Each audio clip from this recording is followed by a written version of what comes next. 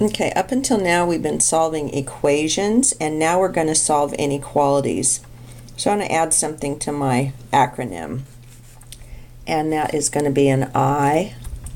We had dogs can't get internet before, and now we have ignorant dogs can't get internet. And the reason why I added the ignorant is because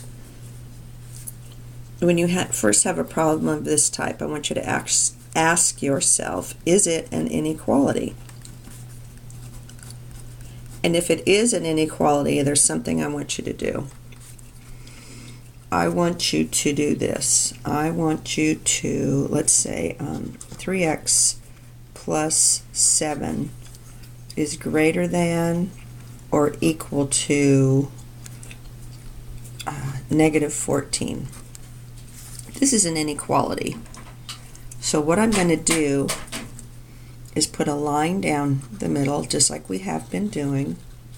And I even like it when students put the inequality symbol. I call this putting hooks on your fishing line, to remind yourself that it is an inequality, it's not an equation.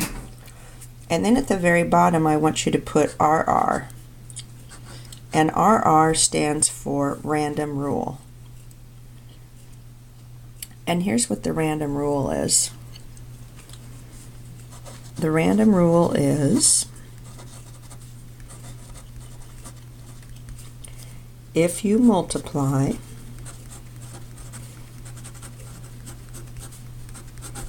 or divide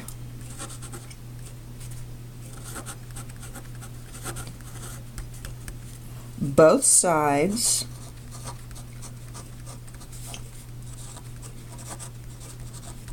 of an inequality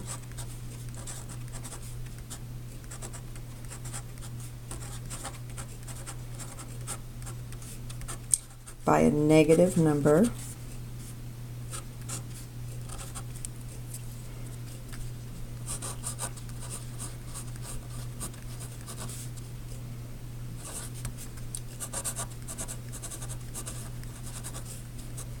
you must reverse the inequality symbol.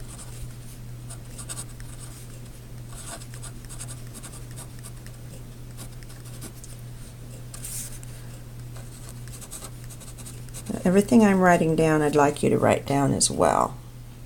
If you multiply or divide both sides of an inequality by a negative number, you must reverse the inequality symbol. That's the random rule. So once again, going back to this acronym, the first I now is ignorant, which stands for, is this an inequality? If it is, I want you to put the line down. I want you to put your fish hooks on the line. Those are your inequality symbols. And I want you to write down RR so we remember the random rule. The rest of these are the same. We still have distributive property, combine like terms, get all variables on one side, and isolate the variable. None of that has changed. We're just adding one more step at the beginning. So identify that it's an inequality if it is one. Fish hooks, random rule. Okay? So let's go through this. Do I need to distribute? No. Oh, it is an inequality. Yep. So I put my line down, put my fish hooks, I wrote random rule. Do I need to distribute? Nope. Combine like terms? Nope. Get all variables on one side? Nope. Isolate the variable? Yep. Here's my variable. I get it alone by getting rid of this positive 7. I'm going to subtract 7 from both sides. 7 and positive 7 cancel out, and I'm left with 3x is greater than negative 21. In order to get x alone, I divide both sides by 3.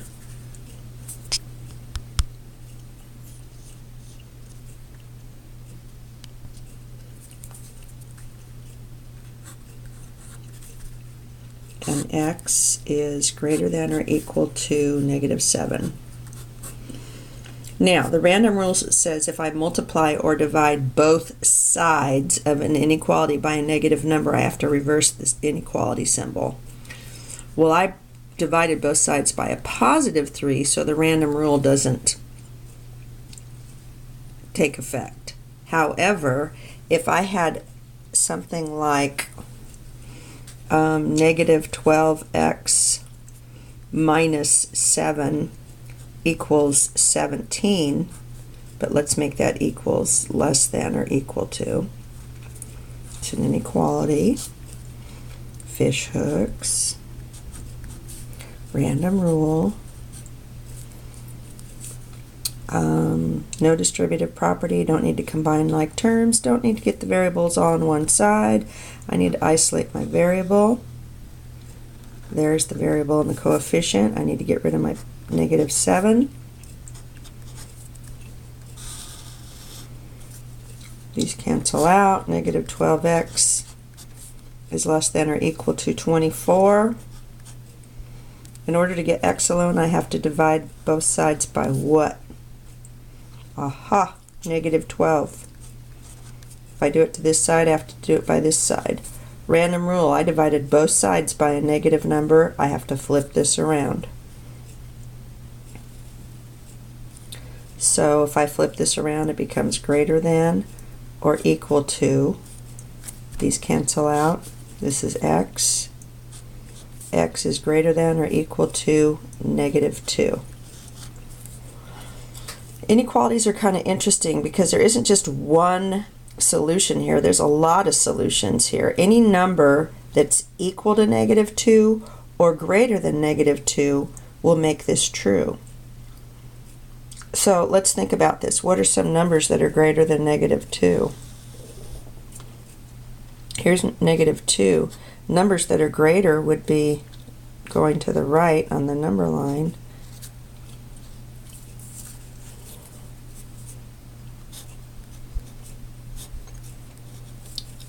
And so forth. Any of these numbers are greater than -2, can also be equal to -2.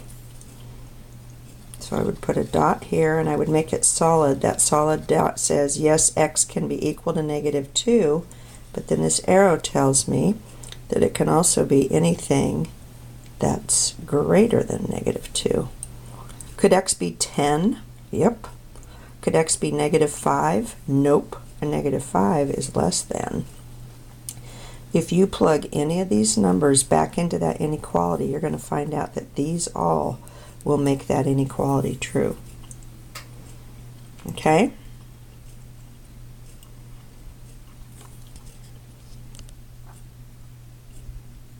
Let's look at some word problems in your book. I'm on page 140 in your textbook. The highest temperature ever recorded on Earth was 135.9 degrees Fahrenheit at Al Azizia, Libya on September 13th, 1922. So the highest temperature ever recorded was 135.9. So 135.9 is the most the temperature has ever been in Libya. So the temperature in Libya was equal to 135.9 one time. And other than that, is it always less than that or greater than that? Well, the temperature is always less than that.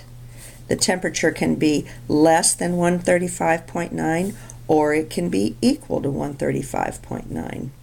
And if I was going to graph that, it would look like this. Since it's one variable, I can graph it on a number line. And if this was 135 and this was 136, then the highest temperature would be 135.9, which would be about here.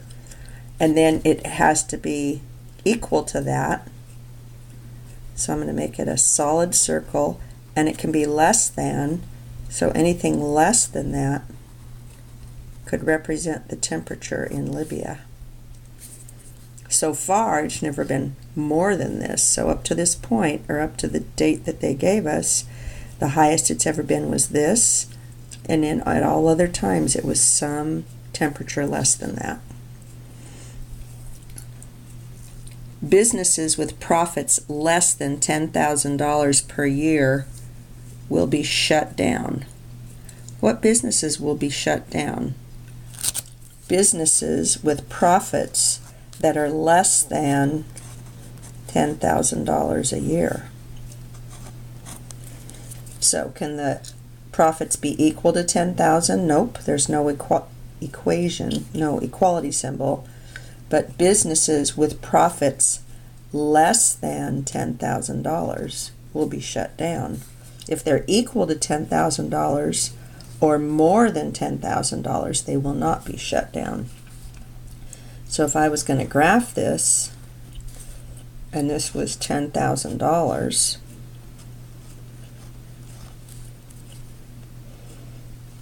then any business with a profit less than $10,000 will be shut down. Like if it was 9,000, 8,000, 7,000. But this has to start somewhere. It starts at 10,000, but it can't be equal to 10,000. So the circle that I'm going to have right here is going to be open. That tells me this is where the graph begins, but it doesn't include this value. It includes everything less than that value right there. Okay, you must be at least 46 inches tall to ride the Indiana Jones Adventure Ride at Disney's California Adventure Park.